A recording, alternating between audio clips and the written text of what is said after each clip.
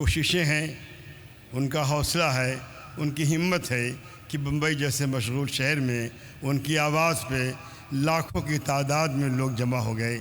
یہ انسانوں کا ٹھاٹھے مارتا ہوا سمندر بتا دیتا ہے ہندوستان کی سرزمین پہ اسلام کا مستقبل روشن ہے۔ اسلام زندہ باد، اسلام پائندہ باد۔ شکریہ۔ بلاس وحیدی صاحب۔ السلام علیکم ورحمۃ اللہ وبرکاتہ۔ الحمدللہ رب العالمین والصلاة والسلام علی محمد سید المرسلین وعلی آلہ وصحبہ اجمعین، اما بعد۔ یہ 10 روزہ کانفرنس جس کا عنوان تھا اسلام انسانیت کے لیے حل، بڑی خوشی کی بات ہے کہ کانفرنس کے موضوع کے تعلق سے علماء کرام نے مختلف انداز سے دلائل کی روشنی میں تقریریں کی ہیں۔ یہ کانفرنس کامیاب ہے اور اس کا خوشگوار اثر ابھی یہ سامنے آیا ہے کہ بہت سے غیر مسلم بھائیوں نے اسلام کے سائے میں آ کر امن و شانتی تلاش کی ہے۔ اللہ تعالیٰ ان کو بھی ہم سب کو بھی امن و شانتی کے سایہ عطا فرمائے۔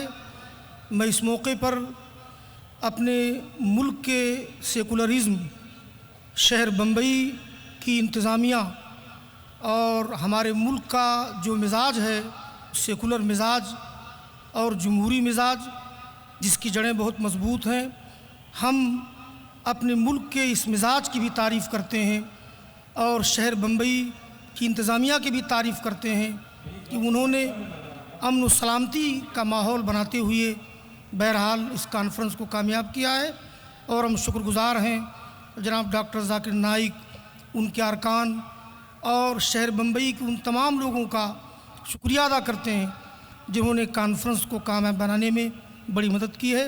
اللہ تعالیٰ اس آواز کو عالمی بنائے، آمین۔ ڈاکٹر عبید اللہ فہد صاحب، مختصر سے اس میں کیجئے، بہت کم وقت ہے۔ برادران خواہران اسلام، السلام علیکم۔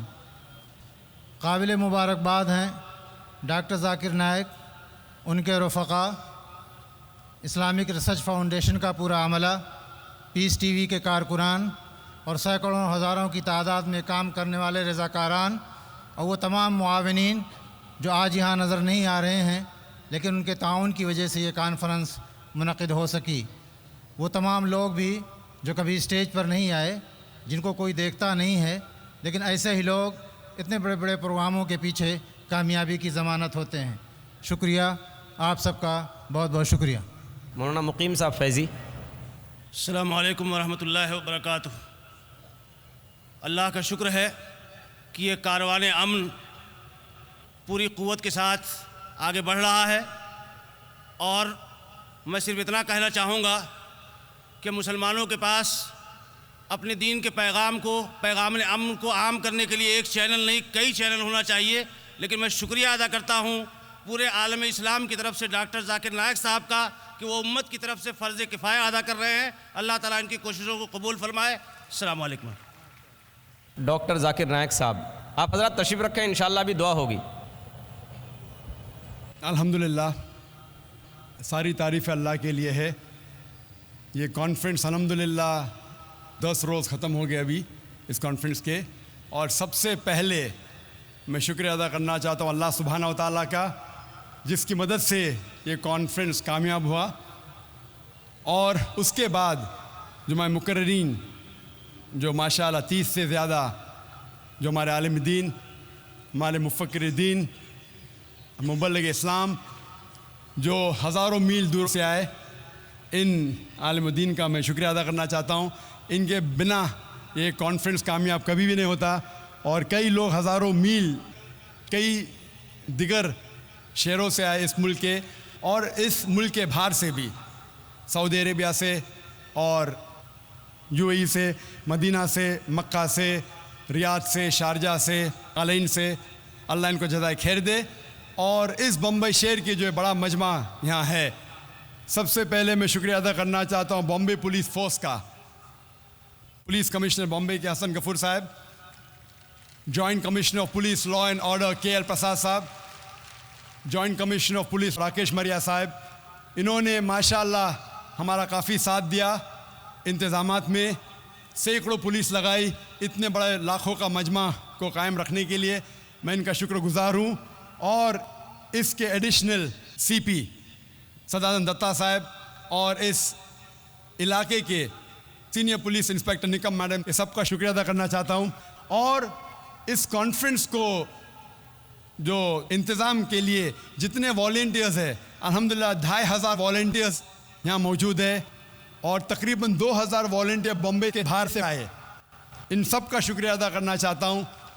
और जितने भी काम करने वाले हैं, तकरीबन 5000 से ज़्यादा है, इन सब का शुक्रिया अदा करना चाहता हूँ। और जितने भी IRF के स्टाफ, टेक्निकल स्टाफ, इन सब का शुक्रिया अदा करता हूँ। इन सब की कोशिशों के साथ होने के वजह से ये कॉन्फ्रेंस कामयाब है। और मैं आखिर में शेख अहमद अली हुदैफ़ी जो मदीना से आए, उनका शुक्रिया अदा करना चाहता हूँ। और आखिर में फरमाना चाहता हूँ कि इस कॉन्फ्रेंस को ख़त्म करें उनके दुआ के साथ।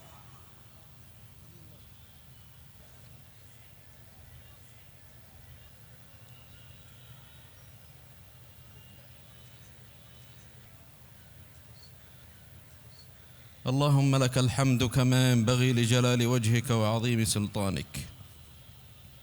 اللهم لك الحمد في الآخرة والأولى، ولك الحمد ملء السماوات وملء الأرض. اللهم لك الحمد كالذي نقول وخيرا مما نقول. اللهم لك الحمد كالذي تقول لك الحمد بما أنعمت علينا وخلقتنا ورزقتنا وهديتنا وعلمتنا وأنقذتنا وفرجت عنا. اللهم لك الحمد بالقرآن، ولك الحمد على نعمة الإيمان. اللهم لك الحمد حمدا لا ينفد أولاه ولا ينتهي أخراه. اللهم صل وسلم على سيدنا ونبينا وحبيبنا محمد سيد الأولين والآخرين، وعلى آله وأزواجه وذريته وأصحابه وأتباعه إلى يوم الدين. اللهم لك الحمد، اللهم لك الحمد على أن جمعتنا في هذا المكان المبارك. اللهم إنا نسألك كما جمعتنا في هذا المكان المبارك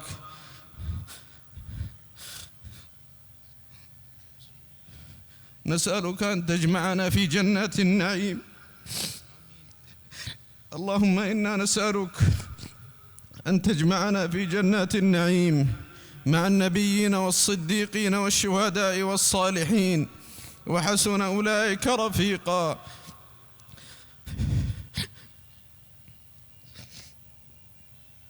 اللهم اجعل هذا الاجتماع اجتماعا مرحوما، واجعل تفرقنا بعده تفرقا معصوما. اللهم لا تجعل فينا شقيا ولا محروما.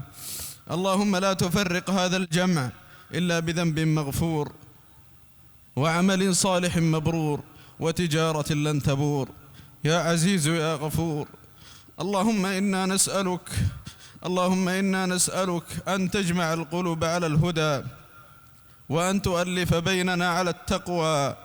اللهم اجعلنا هداة مهتدين غير ضالين ولا مضلين. اللهم واجعلنا من حملة هذا الدين. اللهم أقر بنا عين نبينا صلى الله عليه وسلم.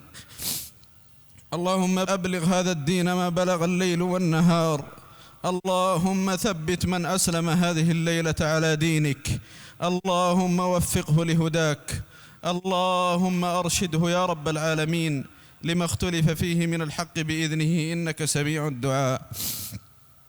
اللهم إنا نسألك في هذه الليلة المباركة ألا تدع لنا ذنبا إلا غفرته، ولا هما إلا فرجته، ولا كربا إلا نفسته، ولا دينا إلا قضيته، ولا مبتلا إلا عافيته، ولا مريضا إلا شفيته، ولا حاجة من حوائج الدنيا والآخرة هي لك رضا ولنا فيها صلاح إلا قضيتها ويسرتها برحمتك يا أرحم الراحمين.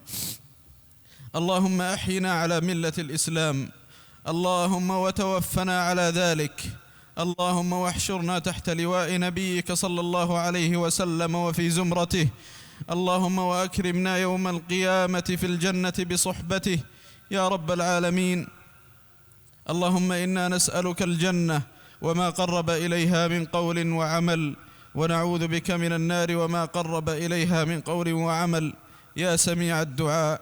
اللهم ما قصر عنه رأينا وضعف عنه عملنا ولم تبلغه نيتنا وأمنيتنا من كل خير سأله أحد من عبادك أو أنت معطيه أحدا من خلقك، فإنا نسألكه يا رب العالمين يا أكرم الأكرمين يا رب السماوات والأرضين. اللهم إنا نسألك العفو والعافية والمعافاة الدائمة التامة في الدين والدنيا والآخرة. اللهم إنا نعوذ برضاك من سخطك وبمعافاتك من عقوبتك، وبك منك لا نحصي ثناء عليك أنت كما أثنيت على نفسك. اللهم صل وسلم وبارك على سيدنا ونبينا محمد وعلى آله وصحبه أجمعين في الليل إذا يغشى والنهار إذا تجلى. اللهم صل وسلم عليه ما بقي الليل والنهار. اللهم صل وسلم عليه في الآصال والأسحار. وآخر دعوانا أن الحمد لله رب العالمين.